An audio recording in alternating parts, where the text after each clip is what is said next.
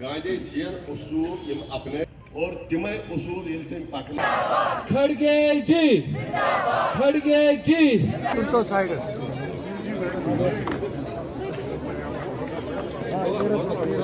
گاندھی جینتی تو ہر سال منائی جاتی ہے. یہ ایک یونیورسل اوکیجن بن گیا ہے. یہ صرف ہندوستان میں ہی نہیں، ہندوستان کے باہر بھی منایا جاتا ہے. تو ہماری کوشش تھی، جو ہمارے یہاں کے منتظمین تھے، جو آفس بیئرر تھے، جیسے ڈسٹرکٹ پریزیڈنٹ ہیں، جی ایس او ہیں، وائس پریزیڈنٹس ہیں، ان لوگوں نے مل ملا کے ایک ناول طریقہ اس بار شروع کیا منانے کا، جو کہ اوکیجن کو ریلیٹ کرے گاندھی کے ساتھ اور گاندھی کی فلسفی کے ساتھ.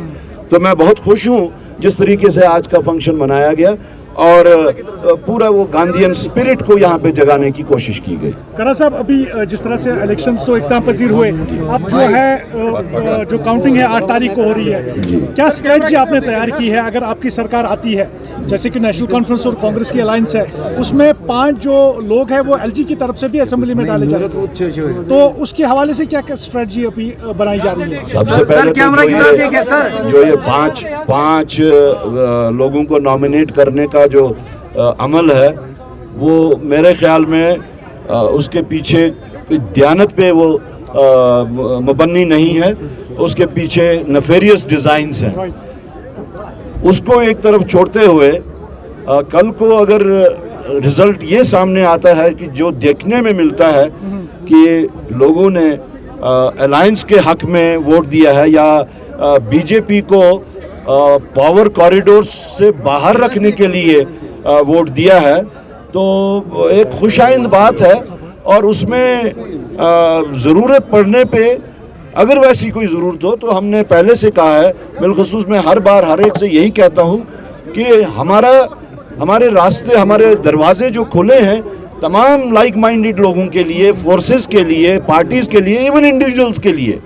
تو ضرورت پڑنے پہ ہم اپنے الائنس پارٹنر سے مشورہ کر کے ایسے لوگوں کے ساتھ بھی بات چیت کر سکتے ہیں.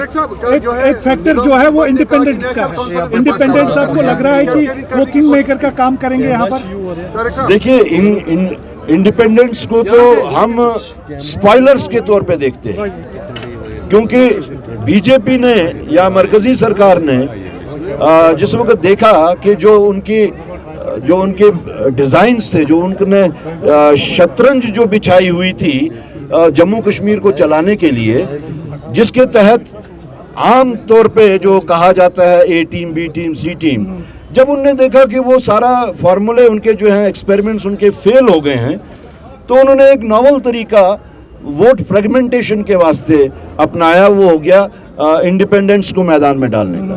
میں جموں سے کل آیا، میں نے جموں میں کیمپیننگ کی اور معلوم کرنے کی کوشش کی کیا یہاں پہ بھی اسی طریقے سے انڈیپینڈنس کو ڈالا گیا ہے جس طریقے سے کشمیر میں ڈالا گیا ہے. تو حیرانگی کی بات یہ ہے کہ جموں میں ایسی کوئی روش نہیں تھی، صرف کشمیر میں وہ روش تھی.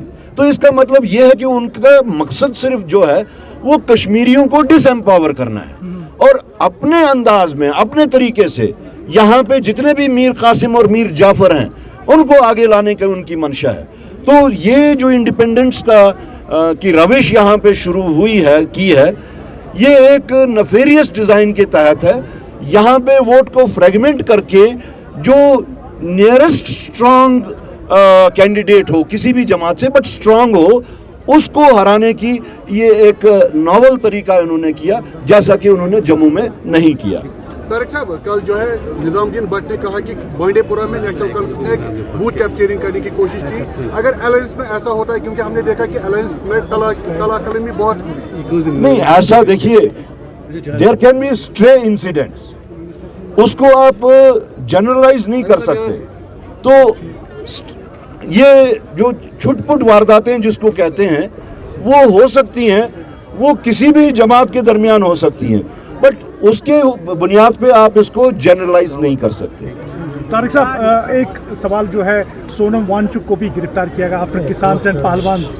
Now Sonam Wangchuk has been detained, arrested. تو اس پر کیا کہیں گے آپ، کیونکہ وہ ایک جینوئن ڈیمانڈز کے لیے وہاں پر پروٹیسٹ کر رہے تھے. ہندوستان میں آج جو ماحول ہے سر، مین ایک جو چیز ہے وہ ایکو فریجائل इकोसिस्टम को काफ़ी ज़्यादा यहाँ पर जो पिछले कई एक सालों से नुकसान पहुँचाने की कोशिश की जा रही है। हिंदुस्तान में आज जो माहौल है, जो बीजेपी ने या उनके जो सब्सिडरीज हैं उन्होंने मिल मिला के जो माहौल बनाया है, वो किसी भी राइट थिंकिंग वॉइस को उभरने नहीं देने, ये उनकी कोशिश है।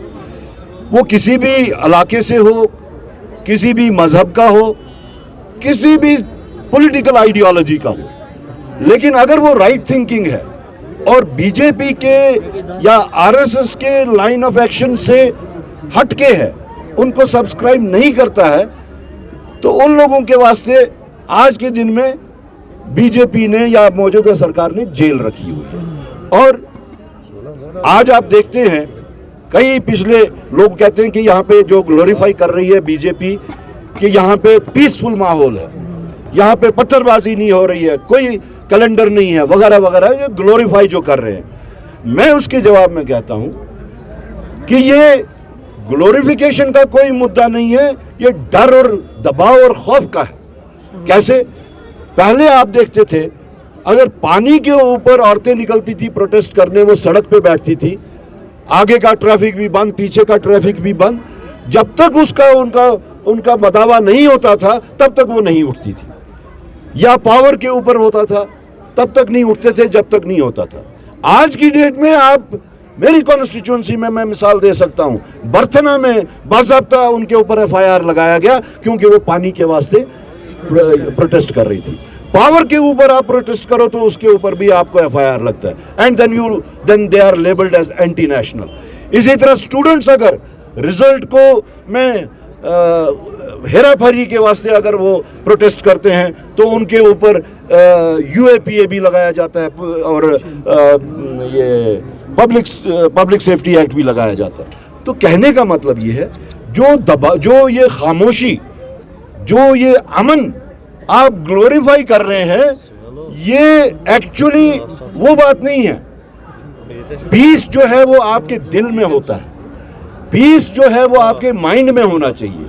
यहाँ किसी के शख्स के ना माइंड में पीस है ना दिल में पीस है, एक खौफ है, एक दबाव है, जिसको मैं कहता हूं जैकबूट पॉलिसी से यहाँ पे जम्मू कश्मीर को चलाया जा रहा है। और मेरा मानना है कि जो यहाँ पे मैंडेट जो मिला है, अगर उसमें कोई ऐसा वैसा कोई मिस एडवेंचर नहीं हुआ, आई अंडरलाइन इट, अगर कोई मिस एडवेंचर नहीं हुआ तो जम्मू कश्मीर के लोगों ने क्लियर कट मैंडेट दिया है इस जुल्म और सितम के खिलाफ, इस जैकबूट पॉलिसी के खिलाफ, इस एंटी पीपल पॉलिसी के खिलाफ, यहाँ के तमाम मामलात में बेजा मुदाखलत, हत्ता कि मजहबी मामलात में भी बेजा मुदाखलत के खिलाफ। बीजेपी दावा कह रही है कि मैं किंग मेकर बन सकती हूं, क्या जो लाइक माइंडेड पार्टीज की आपने बात की, क्या पीडीपी पे उसमें आती है? I would not like to qualify anyone. I said कि like-minded, on the same page, against BJP's repressive, oppressive policies. They can be anyone, they can be any party, anybody. I will not qualify anyone.